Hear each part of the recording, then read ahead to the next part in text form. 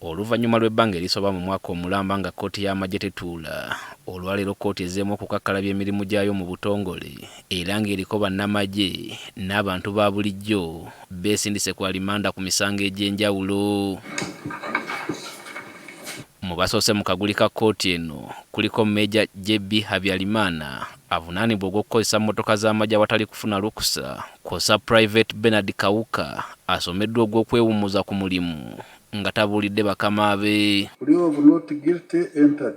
Omulala asomeddwa emisango abadde Sergeant Jotham Kalamuzi ng'ono avunaanibwa wamu n'abantu ba bulijjo 11 ku bigambibwa nti ku ntandikwa ya Desemba w'omwaka oguwedde baawamba ne babba ko n'okutta omutuuze w'ekyannamukaaka mu Masaka ategeerekese nga Geoffrey Juma Munyarandizi. On the first day of December 2025, between Kampala and Masaka districts, robbed Munyalazi Geoffrey Jama of his cash, US dollars 600 United States dollars.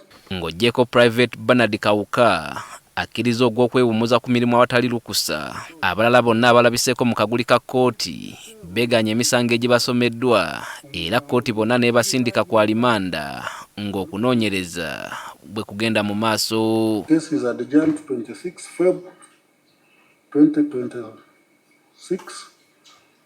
A1 is remanded to Makindye military police cells and the rest of the accused persons are remanded to Chitral government prisons. Oluvannyuma lwa kkooti twogeddeko ne ssentebe waayo Brigadier General Richard Tukachungurwa n'atubuulira nti kkooti wetandikidde emirimu gyayo ng'emaze okutuukiriza obukwakkulizo bwonna obwagiteekebwako kkooti ensukkulumu. This is a reconstituted general court martial manned by lawyers who are professional in the field of law. We all underwent interviews with the Judicial Service Commission.